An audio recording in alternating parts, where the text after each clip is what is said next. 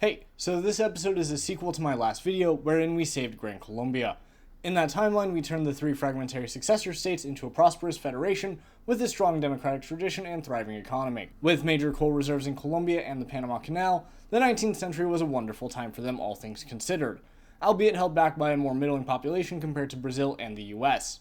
While a minor participant in World War I, they really shined in World War II, a war with Peru snowballing into a major Andean front, wherein they, the US and Brazil, utterly ruined Peru's day before they and the Americans got to work on Japan. If you want to give the video a watch, there should be a link in the description.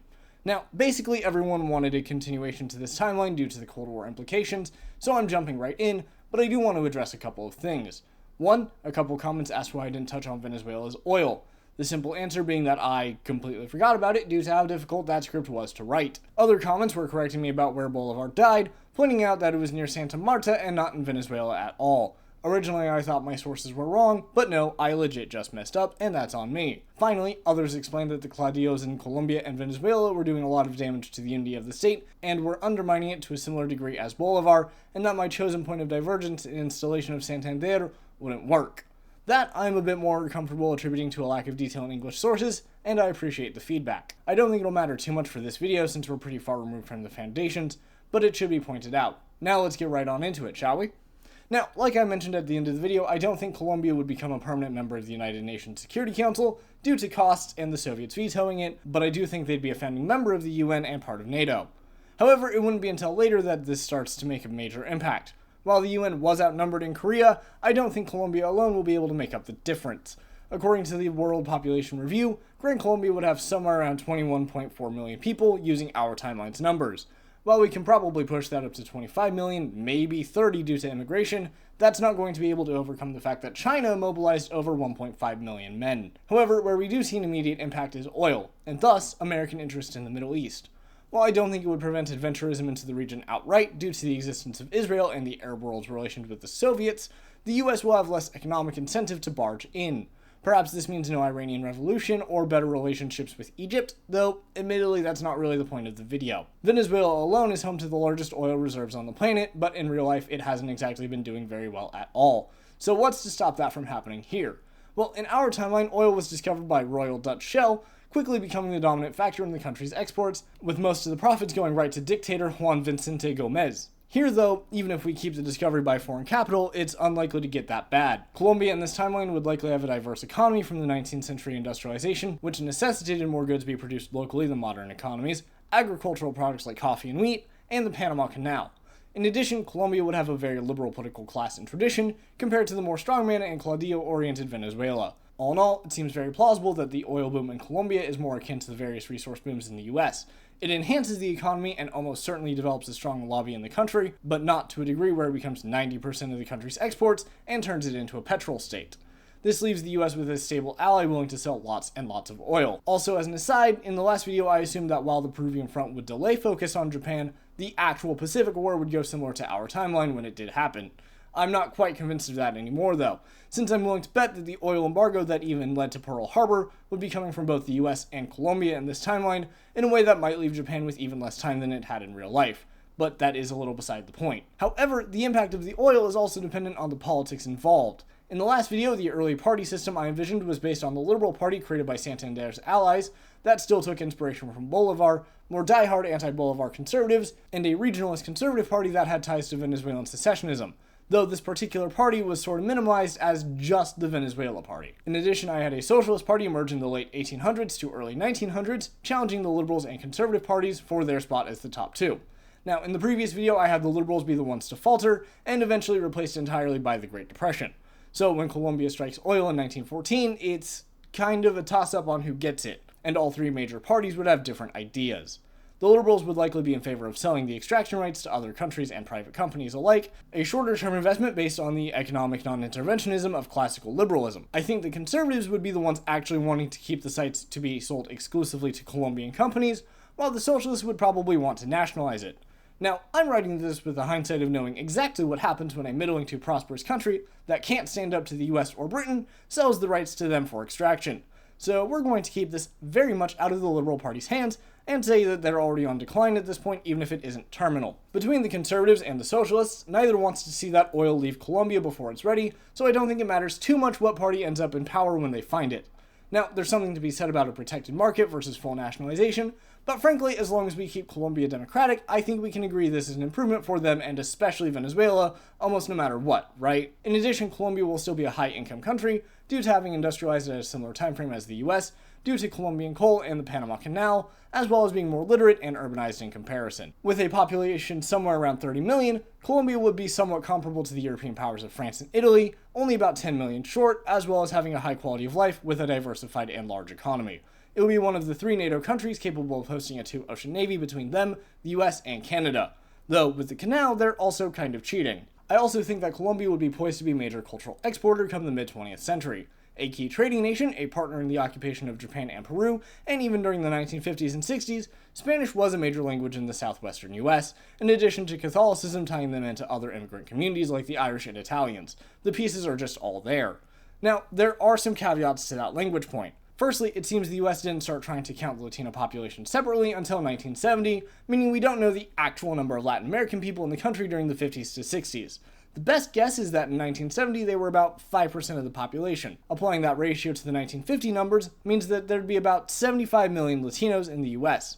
Secondly, the vast majority of Latinos in America are from Mexico, to the surprise of quite literally no one ever. In fact, in real life America, immigrants from all of Gran Colombia total to less than 1% of the US population in 2025. And Wikipedia claims that this paper says that Latinos from other groups talk to each other less than they do Anglo people, or at least they did in 2000, but JSTOR won't let me in. However, I do think that there would be a greater degree of Colombian immigrants, similar to all the French, German, and Italians now in the US. Maybe by modern day, they could total about 3% of the country's population compared to Mexico's 11%. While most specific elements are obviously impossible to predict or pull out of nowhere, I do think that this greater visibility will have an impact on the US.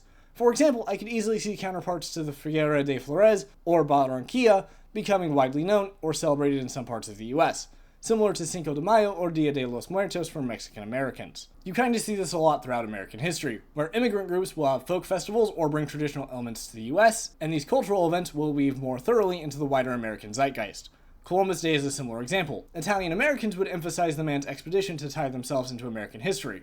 Anecdotally, I at least learned about Lunar New Year even back in elementary school, long before I did Dia de los Muertos. Juneteenth, which has been celebrated since 1866, is also similar to this trend of quote-unquote national days for varying ethnic groups in the US, though things like Jim Crow and the repression of black culture until more recently stopped it from being very widely known among other groups in the US. Food would also likely be a big part of this. The US is famous for assimilating other countries' foods into our own cuisine. The Hamburg steak from Germany into the hamburger, the Italian pizza into the Chicago deep dish, white people taco night. I think a similar thing would happen to Colombian food. However, I won't really go into that in too much detail for a few reasons. One, most of the immigration I'm talking about would be more recent than the waves of Italian or German settlement that gave us our favorites, coming around the 1930s to the 1950s versus the 1850s to 1880s, meaning that Colombian American food would be more similar to its homeland even by modern times. Though I did notice, and have it pointed out to me, that their food is actually very regionalistic, even just in Colombia. Add in Venezuela and Ecuador, and it's likely insane. I actually think that this could carry over to their descendants in America. If they immigrate to the West Coast or Southwest from Bogota, they'd likely be dealing with a group of white Americans more familiar with chorizo and tamales, both staples of Mexican food. In contrast, if you're coming up from Eastern Colombia to, say, Jackson, Mississippi, or the Carolinas, you're entering a culture that loves barbecue and slow-roasted meat, so picadas and lechona would be a major hit. Obviously, it's more nuanced than that, but given that Colombian immigrants would be less restricted to one coast than, say, the Italians, I think that this divergence kind of makes sense. There is also the actual country of Gran Colombia, whose cultural exports would be a lot more widespread than in real life. Movies about Simon Bolivar playing in theaters in Atlanta, video games about the Peruvian front in World War II, Colombian music and characters being widespread. With the right amount of luck, I could see it being very similar in volume and prestige to Japan or Korea, but that's obviously very difficult, if not impossible, to quantify, and there's no real point in trying to be specific with it. That's probably the most I can really say on culture, so let's get into why you're all really here: politics and map painting. Now, like I said at the top, I doubt that Colombia changes much about Korea or Vietnam. While manpower was a problem for the West and Korea, Colombia won't be enough to change it. What does see some divergence from our timeline is Central and South America. Now, in real life, the Colombian government was pro-US for the most part due to also being heavily anti-communist since the 1920s, but without the mess that was the Banana Republic Wars, Colombia probably wouldn't be as rabidly anti-communist as it was in real life, nor would it be so dominated by the US economically and politically. Now, this likely still results in a lot of collaboration with the US in regards to most policies. For example, they would probably have a lot of money invested in the banana republics of Guatemala and Honduras, which means they're not exactly going to object to the US protecting those companies. However, Nicaragua would likely see some significant changes, although not necessarily due to Colombia itself. In our timeline, the country had been rendered a dictatorship under the Somoza dynasty from the 1930s to 1979, wherein the Contras seized power. However, in this timeline, there's a decent chance the US has a canal in Nicaragua, in addition to the Panama Canal. Even if the other canal is in the hands of an ally, the US would be insane to risk control of the Nicaraguan canal, meaning that when the Contras and other groups begin resisting the Somoza dictatorship or whatever government is in charge of the country, I would readily expect the US to ramp up support for the government to a similar degree as to when it was supporting South Vietnam or other nations against rebellions, with the potential for them to put boots on the ground. However, since Colombia has their own canal, this would be a minimal concern for them, one of relatively few breaks in Latin America. Sorry for the quick interruption, but if you're enjoying the video so far, please consider like and subscribe. It really helps the channel grow and lets me know that you guys want to see more content like this going forward. Something interesting that I could see happening is the USSR turning Peru into a time bomb for the West. I originally theorized that after World War II, the US would let them into the Marshall Plan and strengthen their democratic institutions in a similar model to Colombia. However, while that may be true on paper, there is also the fact that American and Colombian companies would claw deeply into Peru, which could likely lead to some level of cronyism and banana republicanism creeping into the country, something that would increasingly turn toward authoritarianism. Thus, it's not hard to imagine the Soviets sponsoring a revolution or other forms of resistance that force Colombia and America to get involved. Add in that Guevara is actively causing dissent down south in Bolivia, and the Andes will likely be a mess in this timeline. Hell, depending on how much Peru decides to explode, maybe Bolivia is forced into a civil war of its own. If we have this Peruvian crisis begin in the 1960s within a few years of Guevara's actions in Bolivia, we can almost make this into a Colombian Vietnam. They'll be trying to prop up the governments of both countries, especially their defanged rival in Peru, in order to prevent communism from establishing itself in South America. I would imagine that boots on the ground would be in Peru at least, and it's very likely to be matched in Bolivia. This will be a strain on the Colombian military, limiting their effectiveness in both countries. The US at this time is engaged in Vietnam, and odds are that another conflict is unlikely to be well received by the public, even if they try to pull out of Vietnam to support their allies. Hell, if Saigon falls in the interim or before the US is fully committed to the Andean Crisis, then the US morale in Peru and Bolivia would be non-existent before they even got involved in the war. While Colombia is overwhelmingly more powerful than Peru in a straight fight, that's not what they've got on their hands here. They have a guerrilla war propping up an unpopular government against revolutionaries. And as we're all aware by now, that's a much harder fight. Add in the refugee crisis this would cause all over South America and in Colombia especially, and it's going to be a mess. Starting in the 1960s, I could easily see this conflict lasting for several years, especially with the second front in Bolivia. While it's impossible to give an actual time frame, I'm imagining at least 5 to 8 years, but I could reasonably push it to over 10. However, given the track record of anti-insurgent campaigns in the Cold War, I'm not optimistic for Colombia. Thus, in this timeline, I think the pro-Soviet forces in Bolivia win out over the West, with Colombia too distracted by Peru and the US politically unable to get involved until it was too late. Peru, however, could be more complicated. If the pro-Western government collapses, then Colombia would likely begin a formal occupation of the border, intent on giving it to their collaborators when they win. But if they're forced to pull out, Colombia is being forced to negotiate due to the collapse of their ally and political unrest at home, more than anything the communists have actually done. The communist government of Peru can't actually survive a straight war with Colombia. Their only advantage has been guerrillas that bog down advances, meaning we've created a situation where a military power is sitting on strategic land in its neighbor that it doesn't feel it can give up to an ideologically hostile government, but can't sustain this war anymore due to the collapse of their chosen faction and the political exhaustion at home. There are a few options here. The first option is the simplest. Withdraw and give the land to communist Peru. This would be a very bad outcome for Colombia. The war is a total defeat, paints them as entirely reliant on the US, and means that all the death was for nothing. It also means they have to absorb all the Peruvian refugees, and would generally leave a bad taste in the mouth of the entire country.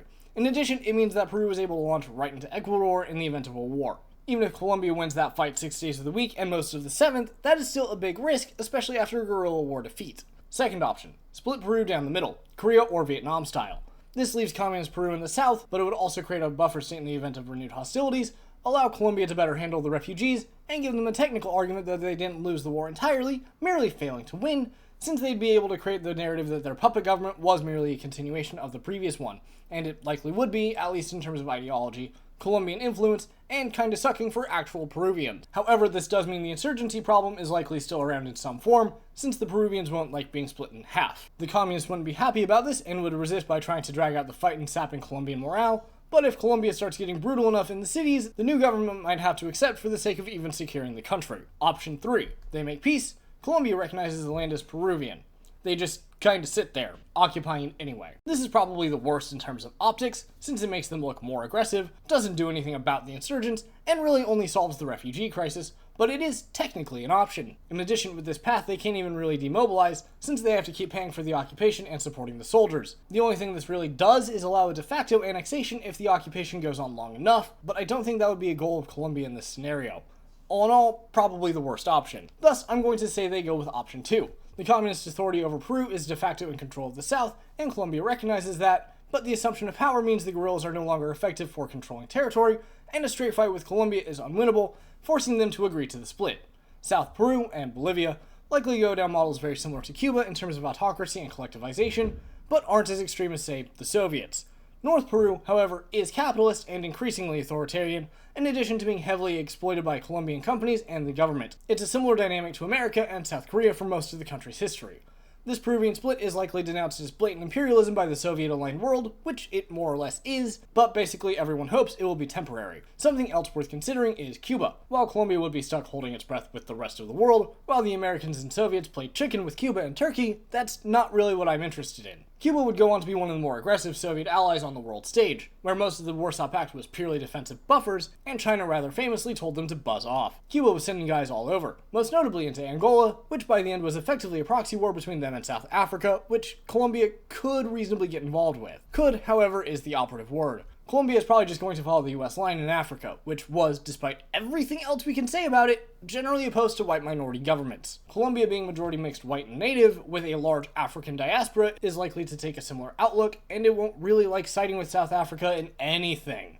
And that's sort of the problem with both this and the previous part of this timeline. As wealthy as Colombia is, as lucrative as the canal is, there's not a lot of room to carve out its own foreign policy.